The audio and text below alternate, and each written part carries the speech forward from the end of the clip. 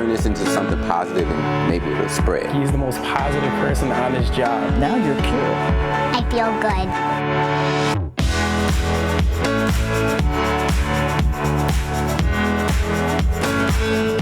Good morning and welcome to Positively Milwaukee. Isn't it wonderful when good things happen to good people? That's the case for our first story this morning. A woman who found joy in helping others during the pandemic discovered something else. One of life's greatest gifts, love. In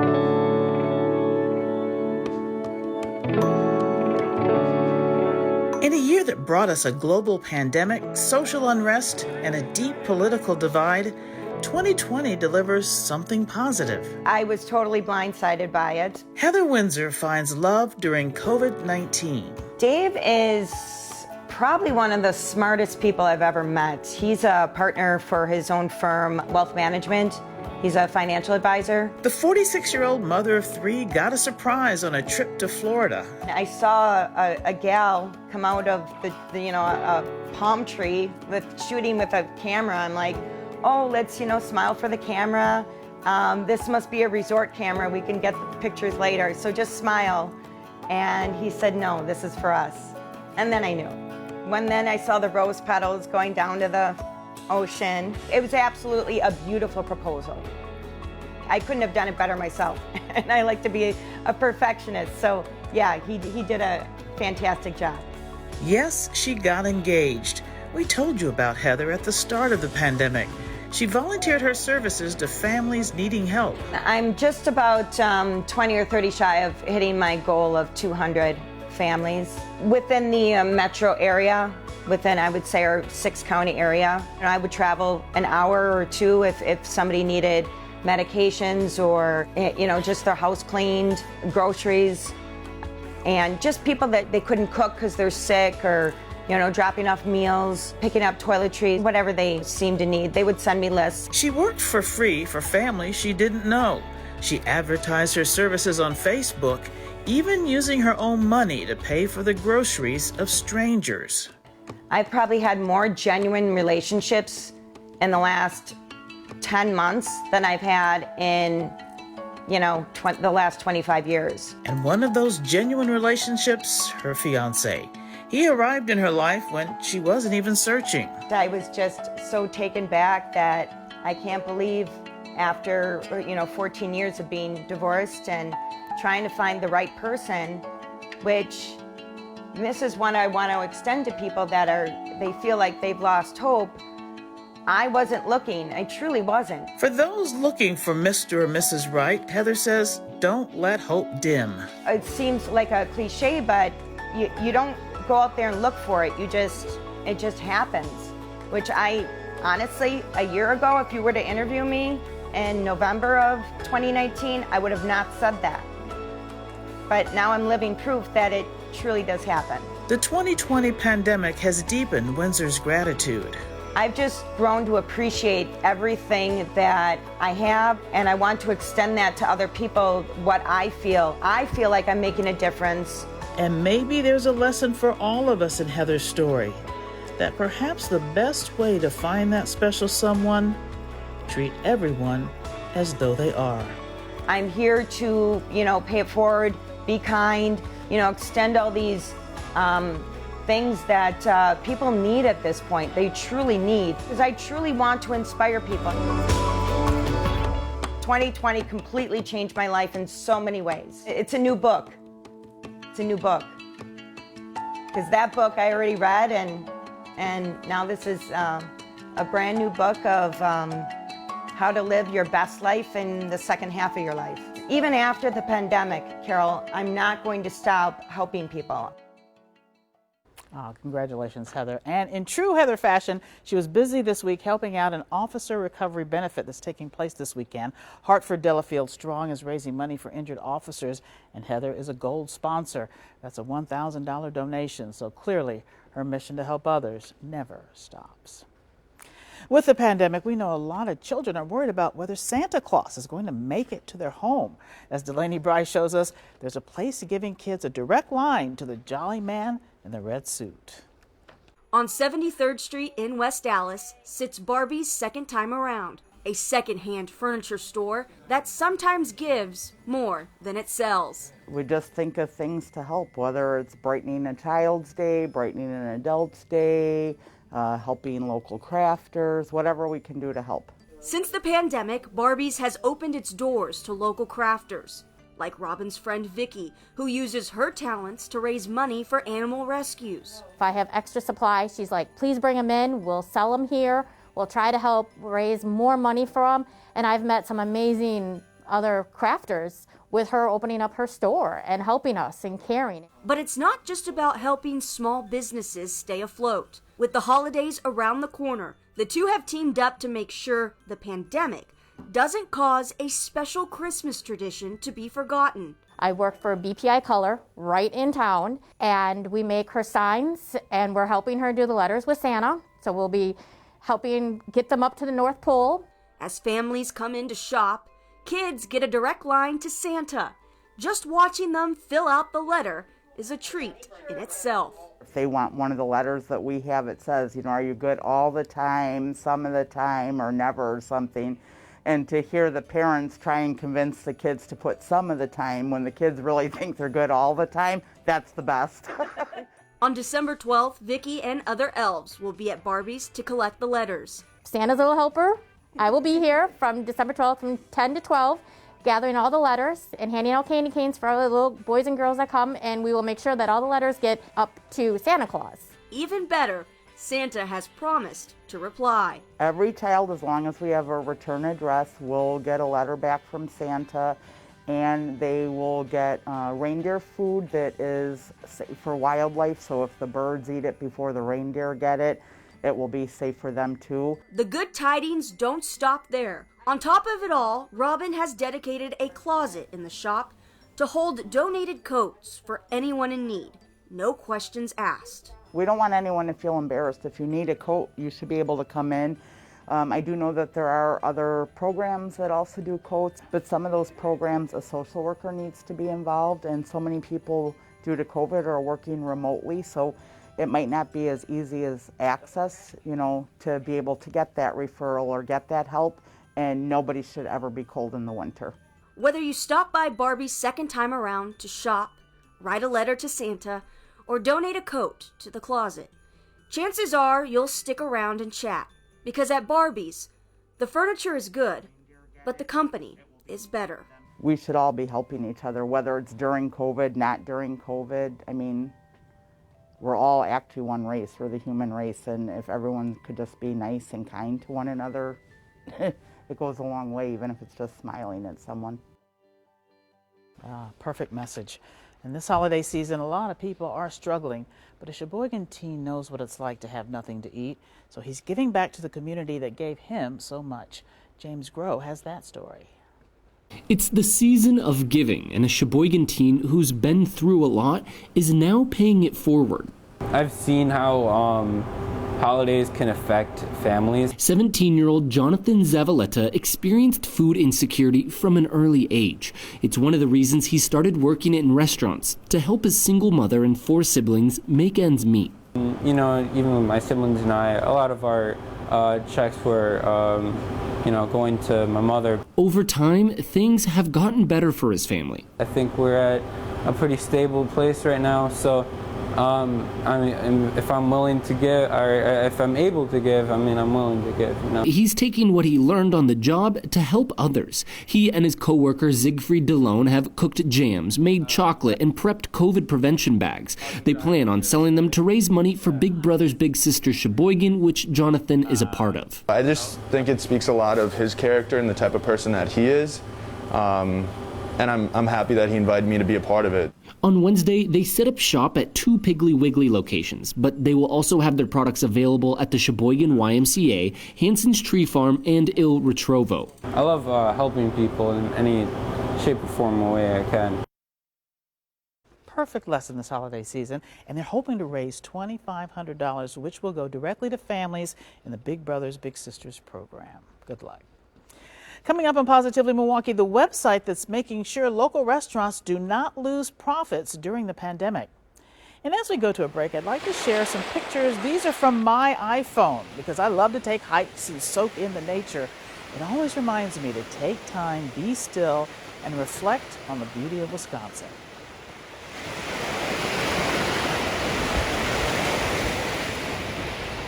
You're watching Positively Milwaukee. Welcome back to Positively Milwaukee. Third-party apps like DoorDash and Uber Eats can threaten restaurant profits. A Milwaukee video gamer turned his talents, though, into helping restaurants keep their money. Alexa Liaco shows us how. At the beginning of this year, the Tier 1 gaming lounge was taking off. Business is pretty good. But this video gamer's dream hangout was forced to close because of the pandemic. We didn't want to just sit there and just pay expenses and wait until we could reopen. So Jordan used his free time fixing up the website for his family's Chinese restaurant, making a new online system so customers could go to your website and order. It cut out third-party app fees and kept his mom's restaurant alive. She saved like thousands of dollars every month on online ordering fees, and she was like, this is really good. You could probably do this for other businesses. That sparked the idea for Jordan and his team to build a website called Small Neighborhood. You can order directly from local businesses' websites, sites Jordan designed for free. It's a service restaurant owner Adnan bin Mahfouz desperately needed. Having less people dine in took away close to 75% of our business. Adnan's restaurant, Oh Yeah Chicken and More, was barely scraping by because of COVID-19.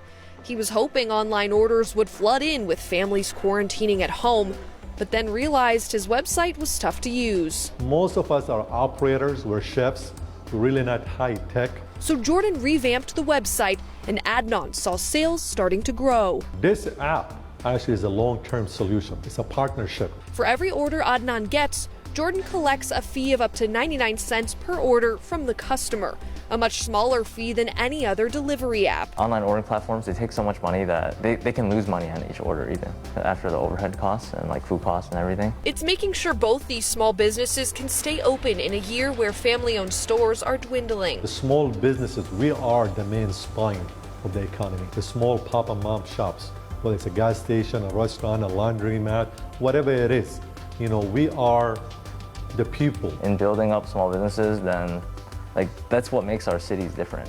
Because if there's only chains and national chains, then everything kind of loses its flavor. And saving the flavor each small restaurant adds to its neighborhood is a mission that means everything to Adnan. As an immigrant who moved here 30 years ago to a different country who did not even speak the language, and now you got somebody like Jordan, whose his parents were an immigrant too, and he can feel what we're going through, and trying to connect all of us together to serve and give the best service to the end user definitely is something great. That togetherness, a beacon of hope when many are feeling alone. Let's help each other. Let's build something together, one community at a time, one neighborhood at a time. I need my customers back. I need my family back. And now Adnan feels more confident his business will survive to see that happen once again. And we're all in this together. Jordan's website for small business ordering is smallneighborhood.com. Milwaukee Film announced it is shifting next year's film festival from October to May. And earlier this week, I talked to the marketing director about pulling together a 2-week festival in a matter of months. Well, we all know the Milwaukee Film Festival is a gem to the community, and we are happy to have Karina Henderson with us this morning. Thank you for being with us. Oh, thank you for having me, Carol. I'm excited to talk about it. And you are the marketing director for the Milwaukee Film Festival. And Karina, can you tell me, why are you moving the festival to May this year? Oh, why not? It's a pandemic. We can do anything, right? We've been talking about moving to spring for a long time. It's something that just with the film industry, the festival industry, it seems like a better fit for where a festival is. We can kind of show the best of every festival in the season and gather that up to have Milwaukee see some really great movies.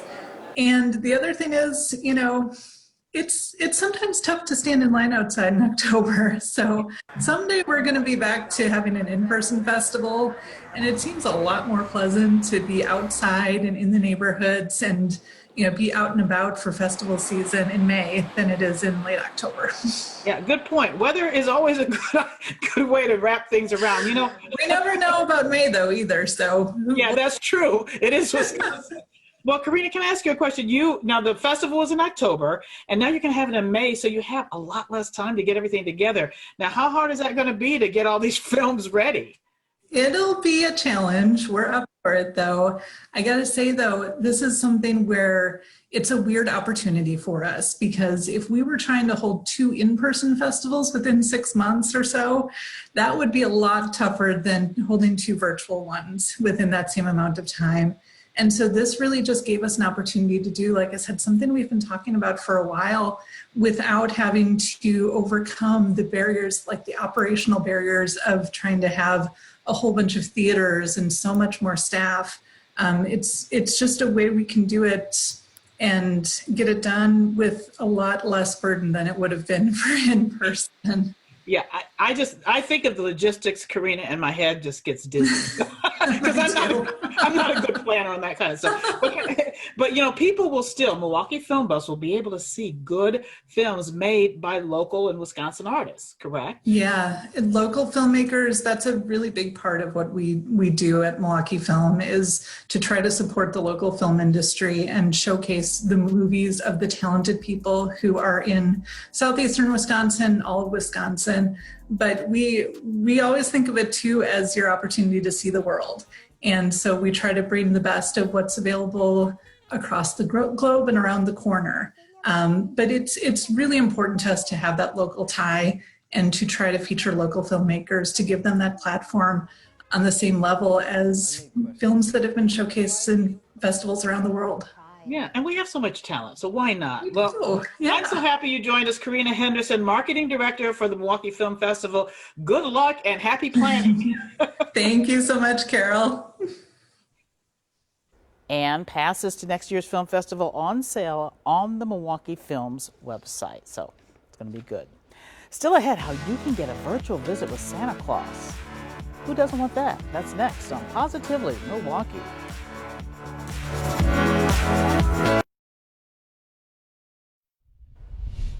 Welcome back. Christmas is less than a month away, believe it or not. And at the beginning of the show, we told you about a way to write letters to Santa. Well, now we're going to tell you how you can do a virtual visit. Adriana Mendez is giving us all a reason to smile.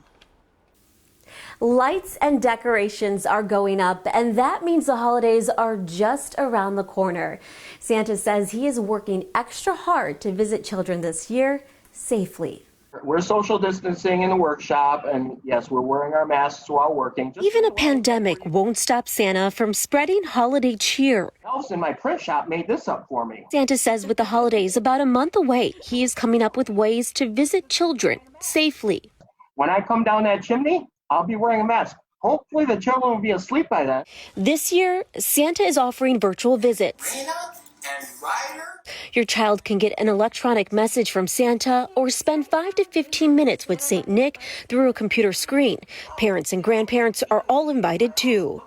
Virtually, it's such a great way to see the children and see their faces light up. And over in Port Washington, children can see Santa in a 9-foot inflatable snow globe, another opportunity for kids to creatively and safely tell St. Nick their Christmas wishes. We'll be inside the snow globe, so he'll be able to high-five you through the snow globe, wave, and all that.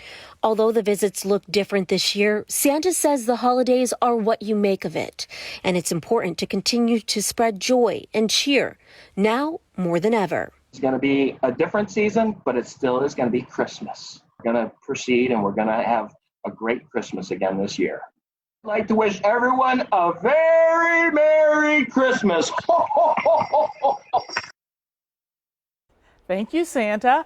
And the Port Washington Santa in a Snow Globe event has started. You do need to pre-register your child, and we put all that information on our Positively Milwaukee Facebook page. A Milwaukee woman is well known for her at-home clothing drives. Each year, those donations get bigger and bigger. Digital reporter James Groh tells us about her goodwill. Some body wipes, Kleenex, throw in some lotions. One Milwaukee woman, and then I'll take a hat, takes the season of giving to a whole new level. It's just being human to me. It's just be kind. Lori Turner is just another neighbor to some, but a saint to others. She created Spare a Pair in 2015. It's a clothing drive she runs out of her River West home. She packs boxes full of clothes to be donated, and this year was her biggest yet. I ended up with over 250 boxes, over 3,000 pounds, 1,578 pairs of socks. 3,000 pounds of donated clothes just this year, which means people are giving her clothes all the time, like during our interview. Scarves, sweatshirts, toilet paper. She delivers donations by the truckload to local organizations. Or in a few days, she'll hop in her car with these blessings bags she's putting together this week and deliver them to the homeless. Drive around, pop the trunk open. What do you need? Whatever you need, it's yours. If I don't have it, I'll come back. I just feel it's really important to pay it forward to the community because you might need that community someday. Wow, there are some big hearts out there. I'm going to be back with my quote of the week. Welcome back. Here's my inspirational message, something to get your week started on the right foot. Today's quote comes from author and advisor to multiple presidents, Booker T. Washington. He said, quote, "A lie doesn't become true, wrong doesn't become right, and evil doesn't become good just because it's accepted by a majority." Thank you for spending your Sunday morning with us. Have a good week, and everybody stay positively Milwaukee.